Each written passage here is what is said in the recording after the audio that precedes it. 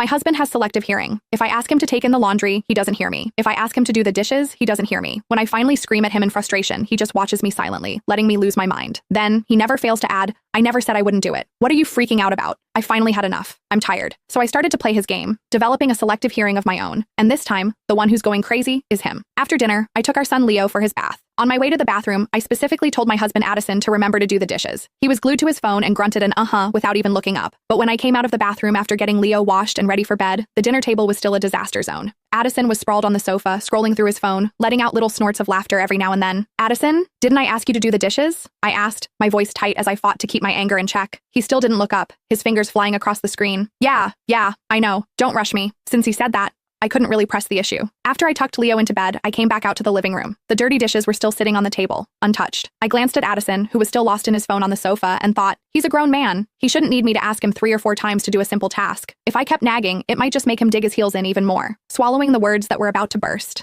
I went back to our room and went to sleep. The next morning, I got up to make breakfast, only to find yesterday's dishes exactly where I'd left them. Grease had congealed into a sticky, disgusting film on the table after sitting out all night. It was hard and nauseating to scrub off. I remembered how I'd reminded him again and again last night to clean the table and do the dishes, and what did he do? He played on his phone from 6 o'clock until God knows when before finally stumbling into bedtime for his phone, but no time for the dishes. A hot fury surged through me. I cleaned the table, washed the dishes, and then made breakfast by the time Addison got up. I was already eating. "Oh," he said, feigning surprise. "There's breakfast." He sat down across from me without another word and started digging in Addison. I took a deep breath, trying to force down the inferno in my chest. "Didn't I remind you twice yesterday to do the dishes?" But when I got up this morning, they hadn't moved an inch. Addison didn't say anything, just kept eating. I slammed my fork down on the table and glared at him, sensing my anger. He finally looked up with a sheepish grin. "Oh wow, I just forgot. Look at you getting all worked up. Don't worry," he added, his tone far too cheerful. "I'll get them next time, I promise." Looking at his smug, carefree face, a profound sense of helplessness washed over me after breakfast. I got up to wake Leo as I left the table. I told Addison to take the clothes out of the washing machine and hang them up to dry. This time he nodded enthusiastically. Mission accepted. I figured that after what happened yesterday, and with me having just lost my temper, he'd actually do it. It wasn't even a big deal, just a few items of clothing. It would take him 5 minutes tops. I got Leo dressed and ready, and without even checking the laundry, I took him out the door. I dropped Leo off at daycare, then headed to work when I got home that evening. I glanced instinctively toward the balcony, seeing no clothes hanging there. My stomach dropped. I rushed over and threw open the lid of the washing machine. Just as I feared, this morning's load of laundry was still sitting there in a damp, crumpled heap after being sealed in the machine all day. A sour, mildewy smell hit me. There